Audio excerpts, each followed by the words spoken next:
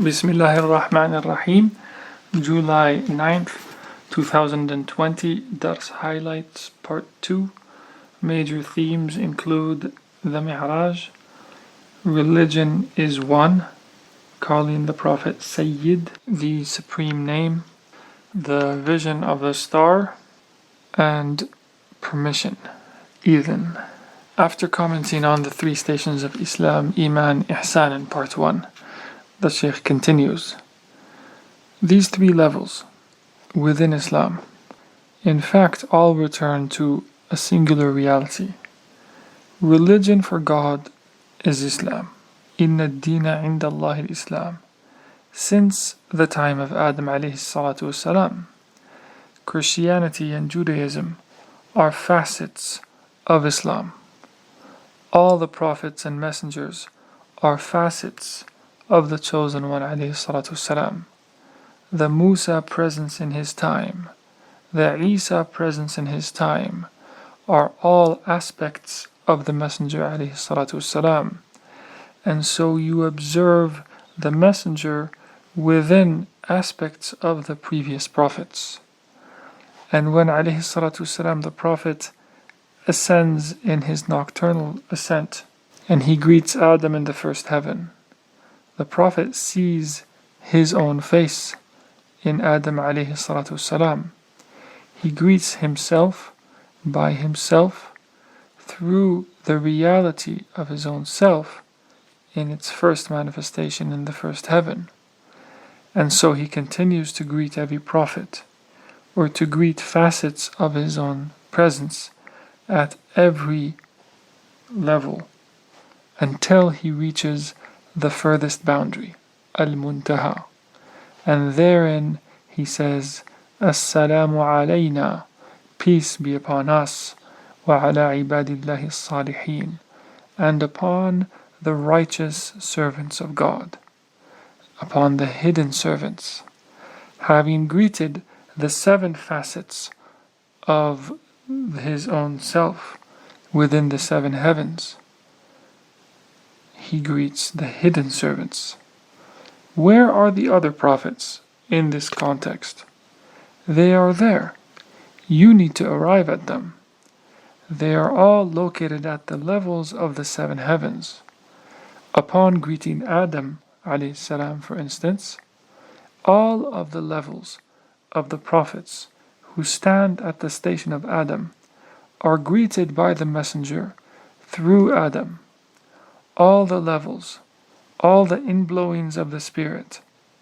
Adam, in the totality of all the prophets, he's representing the all-comprehensive station of Adam, and the prophets that enter into his station, the station al-Adami, the Adamic station. Similarly, in the seventh heaven, the Prophet ﷺ greets Sayyidina Ibrahim, who represents the comprehensive form of all prophets and messengers, whose station is that of the station of Ibrahim. He greets Jibril at the end of his journey through the seven heavens, and thereby greets every single angel of the All-Merciful. One greeting corresponding to all the greetings. These are like the hidden alifs, al-alifatul muqaddara, which are all represented by the alif al-asli, the primordial or original alif. Adam brings together, like this alif al-asli, the primordial alif, he brings together all the hidden alifs, alifatul muqaddara, of all the messengers of his station, and they're represented by him. Each prophet, in a sense, at every one of the seven levels, represents an entire family. So you have the family of the first heaven, and the family of the second heaven, and each family has a head of that family. Why did he, alayhi salatu wasalam, pray, and why did he lead all of these messengers, the 124,000 prophets and messengers, behind him in Jerusalem in Baytul Maqdis? Because despite the fact that each family of prophets has an imam at every heaven, with the Messenger ﷺ, there's no more imama. All imama returns to him, and all of them are his ma'mums. All stand behind him. Which is why the Prophet says, Musa would have no choice but to follow me if he were in my time. So each prophet at each one of the 7 levels has a specific quality or is singled out by a certain trait and characteristic. Adam is taught all the names. Adam lives at the time of Sheeth and Habil, and so there are other prophets in his time, but they're all represented by him. They stand behind him. Even if you don't take Sheeth and Habil into account, he is singled out over the other angels. Adam is the teacher of the angels. That's his singular property, his ikhtisas. And when he greets the Messenger ﷺ, all the angels are greeted through that greeting. And when he prays, Adam prays behind the Prophet in Baytul Maqdis, all the angels do so as well. They're all ma'mums behind the imama, the leadership of Adam. Take Yusuf ﷺ for example.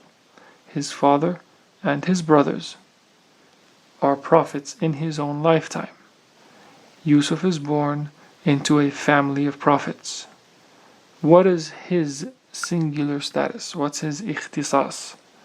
إِنِّي رَأَيْتُ أَحَدَ عَشَرَ كَوْكَبًا وَالشَّمْسَ وَالْقَمَرَ. He sees the 12 planets prostrated before him. God singles him out as an imam of these messengers in his time and place, and they prostrate to him. They get the message. But with the manifestation of the Prophet, you have the emergence of Sayyid Walad Adam, the master of the children of Adam in their entirety. All leadership, all imama is stripped of the previous messengers, and it all pertains to him. He's not just Sayyidul Mursaleen, the masters of the messengers. He is Sayyid Walad Adam wala fakhr, the master of the children of Adam, and I do not boast. Now, some will tell you, Sayyid is a hidden name of God. Allah huwa Sayyid. Those, for instance, who don't like Sufis will say, why do you call each other Sidi? They remind us and we say thankful. We say thank you, we are forgetful. Sayyid is God's name. Why do we say it? Because Sayyid is one of the names of Takhalluq. It's a name whose character we can characterize ourselves by. Like a Samia, God hears all things, but we assume the character traits of a Samia. Like al-Karim, we characterize ourselves by the character traits of the generous. These are names that are suitable for takhalluq, assumption of character traits. So we say thank you, brother. We say Sidi, not as-Sayyid. We strip the name as-Sayyid of the definitive article alif lam, and we just say Sidi. We say Karim, not al-Karim, because the alif lam resort back to the one who possesses the heavens and the earth. They belong to Allah. Some will say, you should say Allahumma salli ala Muhammad. Why do you say Allahumma salli ala Sayyidina Muhammad? Indeed, the messenger says, when asked, how do I send salat upon you? He says, say Allahumma salli ala Muhammad wa ala ali Muhammad. O God, send your blessings upon Muhammad and upon the family of Muhammad. But he also tells you that he's Sayyid Walad Adam. I am the master of the children of Adam, and I do not boast. And so when he speaks, he can say Allahumma salli ala Muhammad. But when you speak on his behalf, call him Sayyid. Sayyidhu. Returning to the Mi'raj, to the nocturnal ascent. The Messenger ﷺ greets all of the levels of cosmic existence. He greets all of the Sayyids, the masters of all the ranks of existence. And Jibreel accompanies him to the highest station. Thereupon, he also greets Jibreel and bids him farewell. And Jibreel says, you keep going. If I do, I would burn. So the Messenger ﷺ pierces through, and Jibreel says, I would burn if I keep going. This is my final stop, my ultimate relationship with you. Now, ﷺ enters into the Lote Tree of the furthest boundary. And he describes this Lote Tree in many places, including Ayatul Nur. It's neither of the east nor of the west. It has no directions, and God guides to it whomever He wills. And upon entry He says, Peace be upon us. Who is He greeting?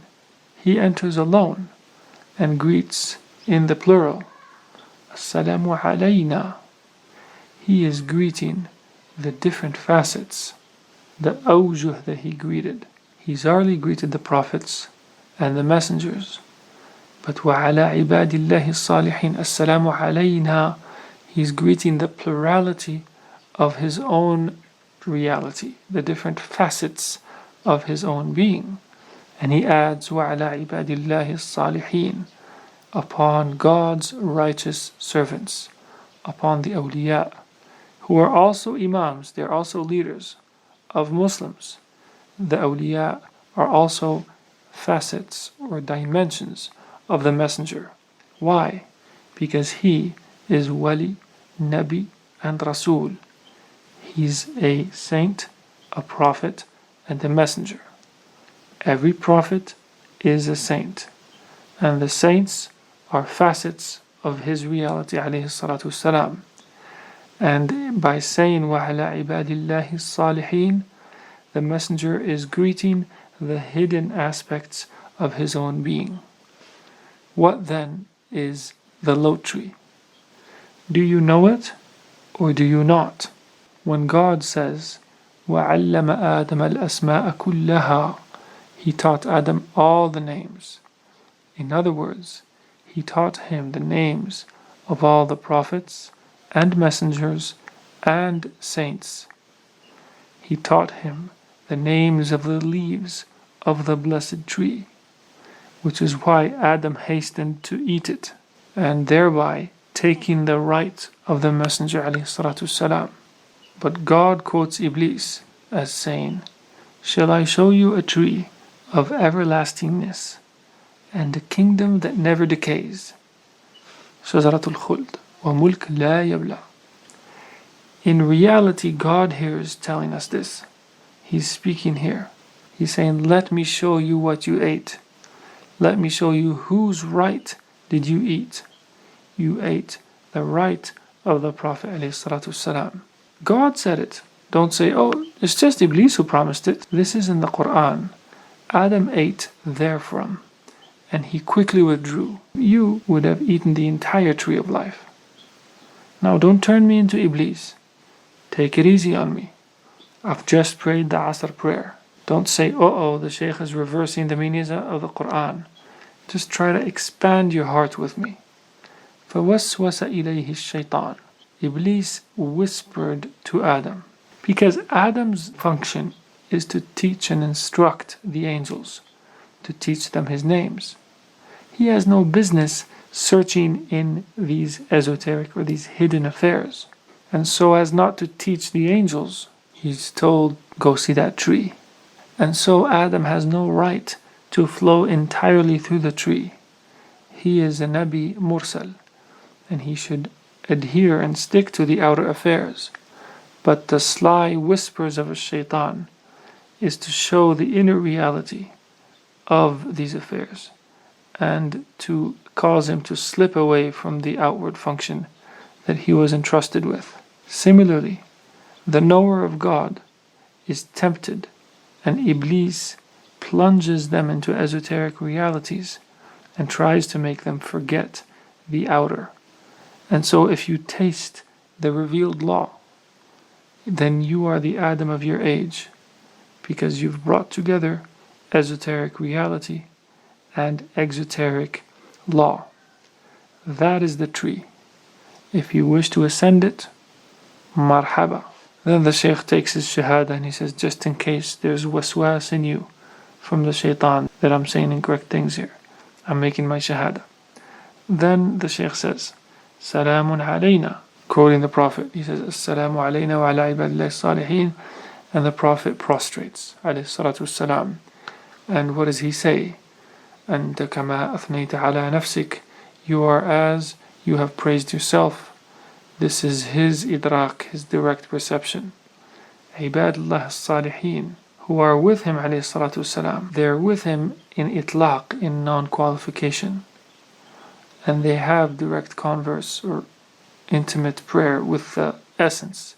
The mursaleen, the messengers, remain in taqyid. They remain in a state of qualification by virtue of their function.